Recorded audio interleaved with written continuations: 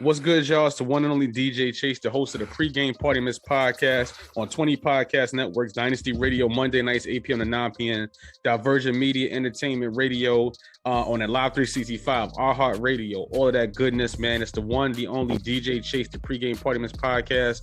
We got beat maker, entertainer, great man, great entrepreneur, playlist curator for those who want to know about that playlist game. The one, the only Blair Anthony music was popping, brother. Oh, what's good, man? What's good? Ain't nothing, man. Just here in the morning, get my morning grind on before I start my promo for the day. So you got to keep that content coming. You know what I'm saying? I got another interview I got to blast out today. So, you know how it goes. You know how it goes. Doesn't stop, but that's a good thing, man. That's what we want. For sure, man. First and foremost, man, where you from? I'm from Philly. Philly. Okay. What part of Philly? So I'm outside. I'm right outside of Philly. Right outside, actually. Copy, man. I'm out the burbs right now. I used to be in the Nothing wrong with that. Nah, you gotta leave. We gotta leave. Listen, I'm working on that right now, man. I'm working on that right now, getting out the hood. You know what I'm saying? So you have 20 years of experience. Like I said, I know you've seen the game change a long time. You've seen it all. You know what I'm saying? You've seen all the tips, all the basically all the everything happened in the music business, man. How has the music business changed for you since you started? Oh man, so at like 20 years is just that's being generous. Like, I started back in like 80, 81, and I was just I just saw a post yesterday from Boom Bap Nation. They were like, what was the first song that made you fall in love with hip hop? Yeah. And hands down for me, man, it's Grandmaster Flash, Furious 5, Scorpio. Wow. Yeah, I like that song. That song is hard. Yo, man, that was it for me, man. That was it. Yeah. On my mama pops on the component turntable with the with the volume knob, getting it in. The game changed, man. So like just from that perspective, like the 80s. A lot of cats think this hip hop stuff started in the 90s with all that sampling. For me, it was the drum machines, man. It was the 505, 707, 909. Cats like electronics, man. That's a big influence on me, man. Like, then the 90s came around. Had my SB 1200, MPC, and got it in with the sampling. And then as the years went, it's just you get older, you get wiser. That saying is definitely true. A lot of things I know now as far as with the industry and business part. Mm-hmm. If I would have known that back then, but no regrets. But that's life. You know what I mean? That's life. Right now, just keep it moving. For sure. So, being a beat maker, you was always a beat maker or you started out as something else? I started as a DJ. As a DJ, got you. Yeah. I switched over completely around like 96 when I completely switched over. Like I tried to get some turntables last year. One of those the XD, the Pioneer, the controller. Like you see, I got mine right here. You see, I got it right here. Yeah, I got it. And man, like my heart is with making beats. I was doing trap beats for a minute, and like cats my age, man. A lot of cats are like, why are you doing that trap music or whatever? Like, for me, it's just a love of music, man. It's a love of music. And, I want to sound like my parents. Like, when hip hop came out, they were like, why are you listening to that? So it's the same thing. It's like, if you got a love for music, man, I look at myself, I'm hip hop. Yeah, for sure. I'm always going to be hip hop. But, for the past year, I switched over, started going back to my boom bap. And, like, that's where my heart is at, man. Yeah. It's nothing like it. Like the trap stuff, I love it. Yeah. But the boom bap, just that vibe, the swing of it, like you can't. There's no comparison. Nah, definitely. And boom bap has definitely made. I'll set up my camera here. Boom bap has definitely made a resurgence thanks to Griselda, thanks to what I'm saying, especially the lo-fi boom and the lo-fi, the lo-fi, I guess, like trend, I guess, as I should say. You know what I'm saying? Even playlists. I got plaques for a lo-fi album I did on my cell phone. Like, you know what I'm saying? So lo-fi is definitely big. What do you like? Everybody uses the SP. Can we gonna nerd out for a second? Okay. Everybody uses the Roland the 404 for the lo-fi. What do you use for your lo-fi? Do you resample or how do you sample? Yeah, I do everything in Reason. I have a MPK 49, and yeah, I just put the work in, man. Like, it cats need to understand. You can have an SB1200, you can have a 404, you can have an MPC. If you garbage, you garbage. Yep. Real talk. You can buy all the equipment in the world, but if you don't have that technique and don't have that drive, that passion behind it, it doesn't matter. So like I cook up on that. Like I do a lot of lo-fi also. Yeah, for sure. All right, man. Yeah. And how do you, like, you know what I'm saying? Do you be like, as far as like, because like I said, you do so much, and I want to touch on things in strategically or like in cognitive order. So, you know, even with the lo-fi and the trap stuff, right? Do you feel like, you know what, the trap pays the bills and the lo-fi is where your heart is? So now you get ready to make me put on my marketing cap. Yeah. So trap, both trap and lo-fi can. But for me, I have lo-fi. I have my music on Spotify. Trap, here's the problem why I fell off from that. Everybody wants to do it, but when it comes time to pay the producer, they don't want to pay. They want to pay that $25 fee. Yeah, all of that. They don't want to pay. So like, you know, for the past year or so, man, I switched over to lo-fi, and I just, you know, I'm not going to sit and wait for anybody. Yeah, I'm going to make it happen myself. So I've been cooking up lo-fi and, you know, put it on Spotify. I promote it. I got my own playlist and everything, and I push it on other playlists. There you go. And, you know, as far as and I want to touch on that as well, too. What do you think, like, why do you think these artists today feel like they shouldn't have to pay for quality production when that's the whole gamut of the song is the beat? I ask myself that same question, man. Like, I don't know why cats want to get into something and not learn about it. You know, like, it's just a hustle game. Just think, like, you ain't gonna be on the block if you don't understand what's going on in that game. You don't need to be out there. And it's the same thing with the music. Like, take that mentality and bring it there. Yeah. I mean, like, you know, like, you gotta know your audience and everything. Like, you gotta know who your target is. Yeah, for sure. Yeah, and it's weird to me because I say to myself, I'm like, you know, if you guys just pay for beats and stuff like that, first of all, your music would sound better because that alleviates the pressure of the artist. Like, people hit me up for even DJ services. I'm like, listen, or marketing services or podcast services, and then they don't want to pay. And I'm like, yo, if you pay, you would get so much better quality product. People are not going to give you their butt to kiss or their ass to kiss and just give you half work. They're going to give you their full, you know what I'm saying? They full, I guess, energy towards what you got going on. You know what I'm saying? It's weird to me. And I you know, like, it's strange, man. So like, I had businesses also. So, you know, my background, I had my degree in business. I owned 2 businesses, and they were food industry businesses. And no matter what you in, you still have to market. You have to market, I see a lot of cats all the time. They spend a lot of time going in the studio. They shooting their videos and doing no marketing. That, like, you know, bottom line, ROI. Return on investment. Yep. Know it. You spend all that money for that, and then you don't have a marketing budget. Some cats don't even know about. They never even seen a publishing check before, none less marketing. So I'm like, listen, it doesn't even work like that. Like, you know what I'm saying? It's weird to me. This whole, like, the more and more I start dealing with artists, because I was in a DJ game, I wanted to just be the best DJ. But I was like, you know what do I want to do when I get older? Or, like, you know what I'm saying? Just like an exit strategy. You know, a business, you got to have the exit strategy. So I was like, you know, what can I do to really? So I started a publishing company, and I was like, yo, once I learned that, I'm like, this is so easy. I'm like, yo, this is, you could put out a record, you could spit on a record and make money from it in your sleep. So I was like, you know what, this is dope. Like, you know what I'm saying? So I'm like, it's strange to me. And even like with you, as far as production, right? As far as playlist curation, you know, do you feel like, okay, do you enjoy that as well as, like, you know, because what's the trick to that shit? What's the real trick to playlist curation? How does that work? Because a lot of people want to know that. So I want to get to the nitty gritty.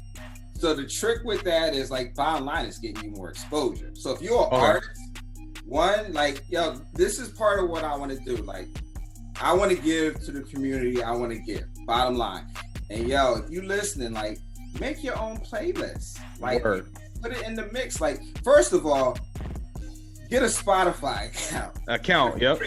Like I hear so many artists where I don't listen to that. I don't listen to. Why are you doing this if you're not listening to anything? Like, how are you going to get ahead? So the trick with playlists, man, like one with curators, you want to build a relationship. Don't just for sure pitch and then run away and think your music is just going to blow up. And nah, it's about building relationships. So a lot of playlists that I get on, I built relationships with those curators, and it's as simple as they put you on and you do a shout out on IG, say, thanks, blah, blah, blah, for putting me on this playlist. Word up. And they love it because it's a give and take thing.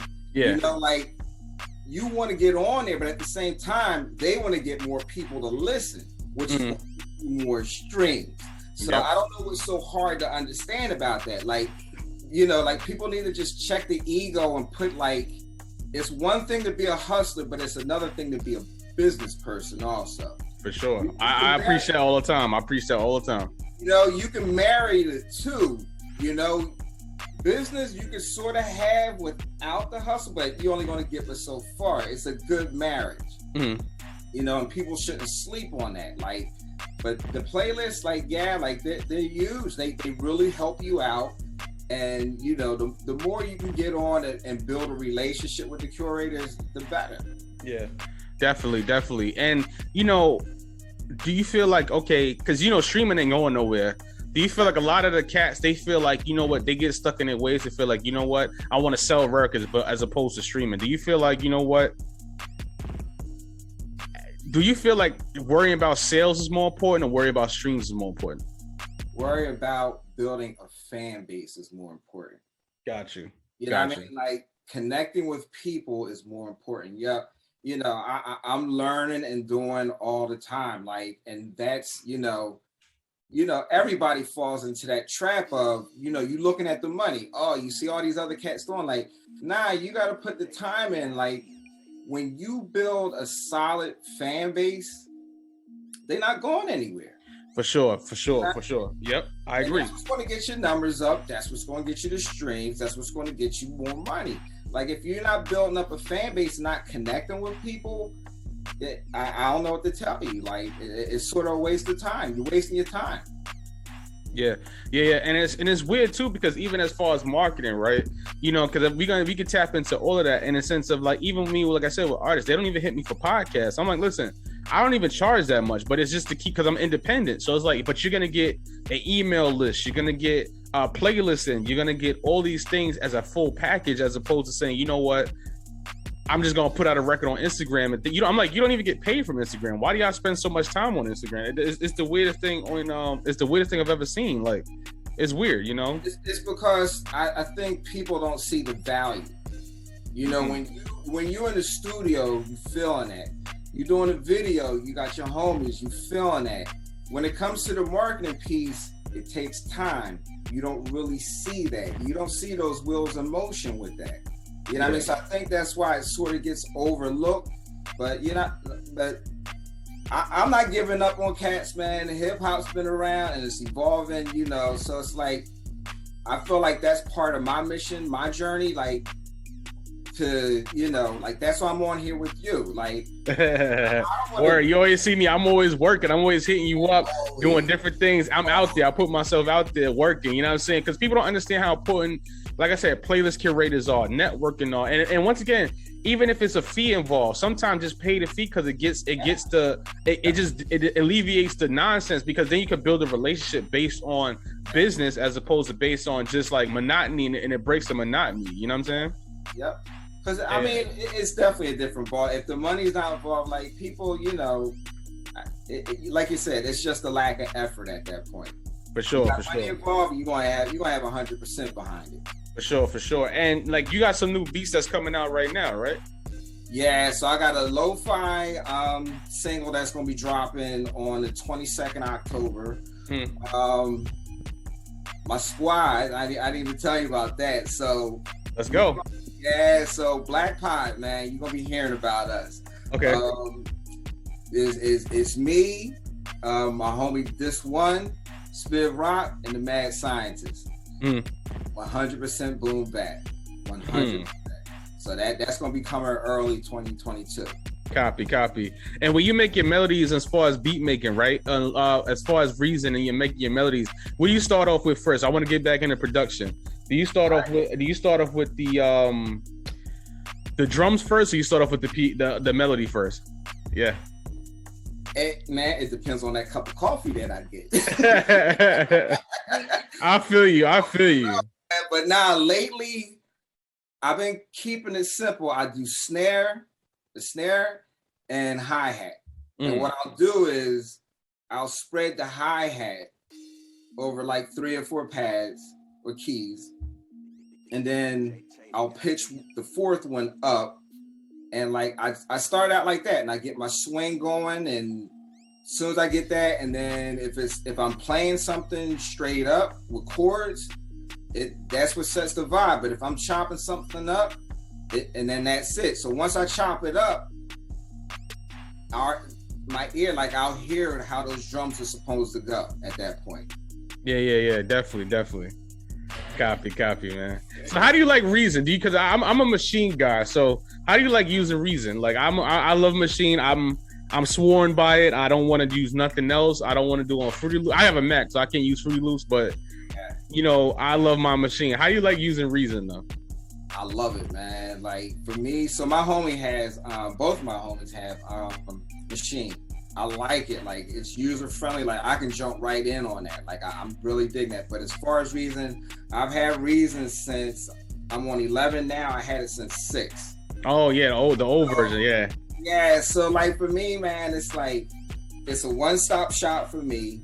I can get in. I have everything I need. Like, and honestly, man, like I said earlier, I don't do a boatload of plugins and stuff and effects. Like what I did was learn those controllers, learn those effects, learn compression, learn all that stuff. And once you get that understanding, man, but Reason, I like it, man. Like it's smooth for me. Like I can't speak for everyone else because I've been using it for so long, but it's smooth for me. Copy. I know where I have to move. I have my mixing board set up, like I know how my master chain and everything's set up. So, it's all set. There you go. And with that being said, I got to ask this for my real producers, man.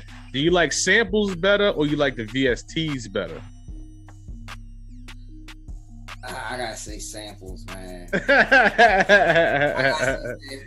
if you would have asked me this like a year or two ago, I probably would have said VST. So I still use my V. So the one thing with Reason, and I got Serato sample. Like I love being in key, So like that's where the VST comes in. I love my Electra X. Yeah. After I get my sample chopped up to add a little spice, little flavor sometimes. So. But the samples, yeah, man, it's just so much you could do, and just the sound, man. Like it's just, the possibilities are endless. For sure, man. And you know what I'm saying? Even being in Philly, right? Do you feel like, okay, as far as because you was a business owner, about, like I said, about SWOT analysis, about marketing, about competition, about all of that, man. Do you feel like, what? I'm an older producer. I'm, what I'm saying is do you feel like, because a lot of people, even me, I'm going through it right now. Like, I'm like, damn, I'm 34, but I'm like, everybody, I'm trying to get into that, get in where you fit in. Do you have any advice for somebody who says, just do what you love, or do what you feel, or follow? Do you feel like any advice on anybody that ever feels like quitting or giving up on their music career? Don't quit, because if you want to do it, if you want to learn, if you got a computer, if you get on YouTube, you can learn anything. Yeah. So like for me, over the years, it was this one website where Udemy, I think it was called, and they have like classes and stuff. Like, you type in it, whatever you want to learn. I would say, I'm 51. And this has been like, deep inside your passion. So even when I had my other businesses, even when I worked in the corporate world, I was up 3:30, 4 o'clock in the morning making beats. Yeah. Always there. Like always that. There, yeah. Learning that.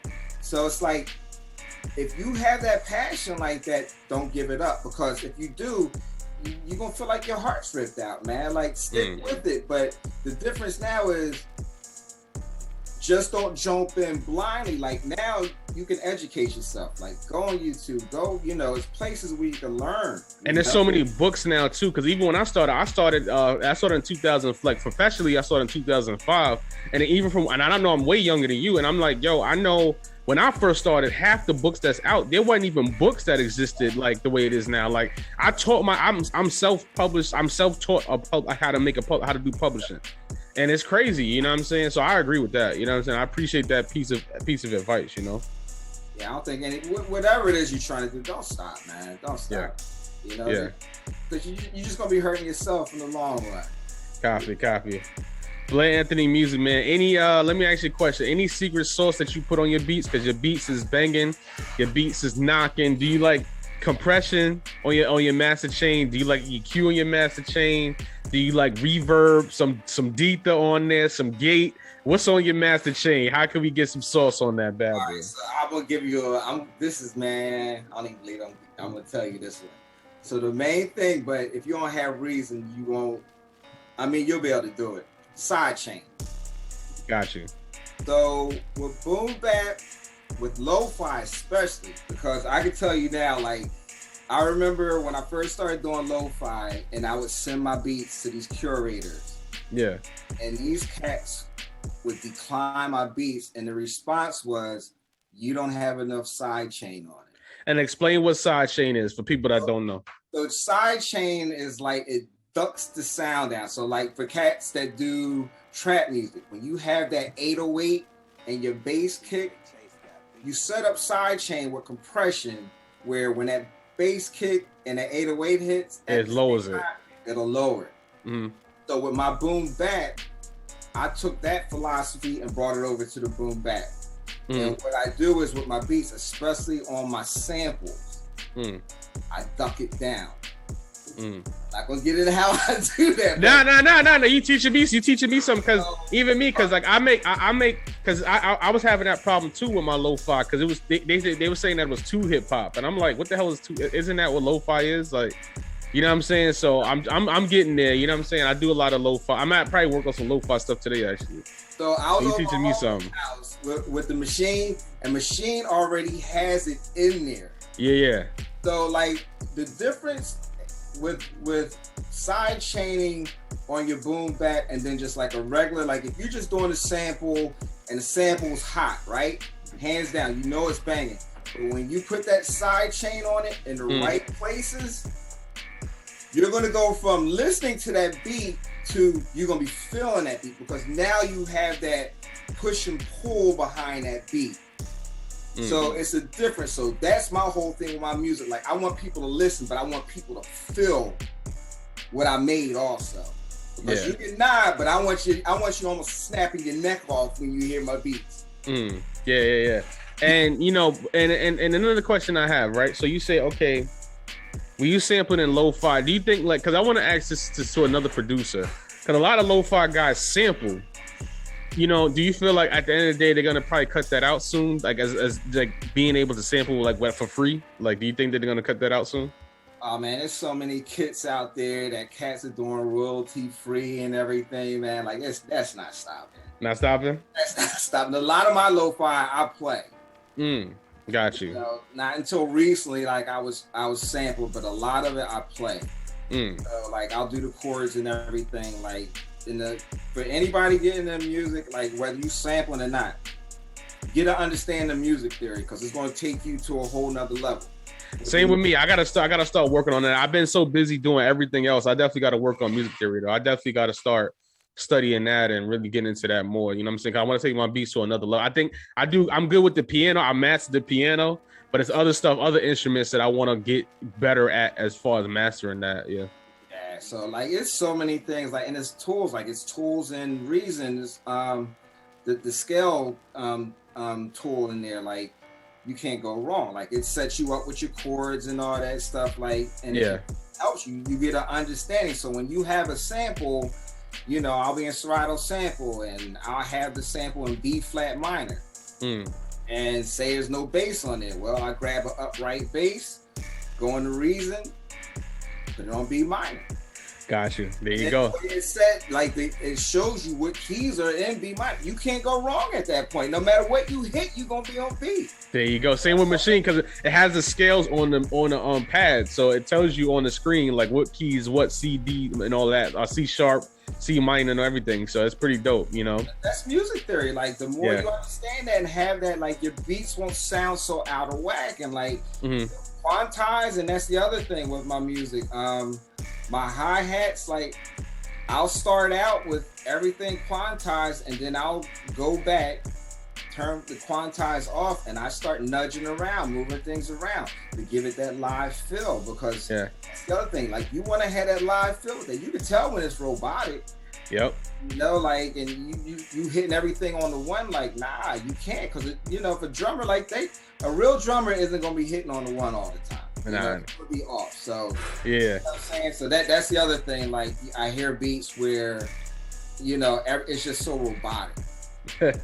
Especially, you know what it is? Even me, because I engineer before I make beats, and even with the vocal sounds now, these people sound like robots. Like they putting so much pancake on these people's voices, but it's messing up the music because people are not enjoying the music. They so busy trying to hear the music and understand they not enjoying the music. I'm like, yo, like when I make my records, the reason why I'm able to do such dope records vocally wise and producing the whole record is because I still put bass in the vocal. They take out all the bass in records. They take out all the bass. Like I'm like, why they got it sounding like that? It's wrong. I'm like, it shouldn't sound like that. It sounds so flat. Like because there's 1,000,001 videos out there and all of them. Tell them how to mix. I'm like, there's no right. Like the guy who taught me mixing, he said, listen, if it sounds good, put it out. That's it. It's just that simple. Yep, and that's if it sounds good, put it out. Yep. Yeah. And before we get out of here, man, you know, how do you like the Philly music scene as far as like working with artists? Do you feel like, you know what, like I know I'm very sure you travel, so you know what I'm saying, you network at different places, but how is the scene in Philly as far as like working with artists, building with artists? I know you got different artists you work with as well too. So how do you feel like the artists are like out there responding to you and as far as the work ethic goes? It's probably just like what you go through. Like I have some where they get it, and then some that just don't get it. But at the end of the day, man, Philly got some, and this is the part that kills me. That just Philly got some talent, man. For sure. These MCs here, man, they are bananas. Yeah. They could just wrap their head around the business just a quarter away. You know what I mean? Like, man, they would set the world on fire. Like, I believe in Philly, man. Like, I believe in 100%, man. Yeah, like, I'm coming out there October 9th. So make sure. I'm coming out there. I'm coming out there.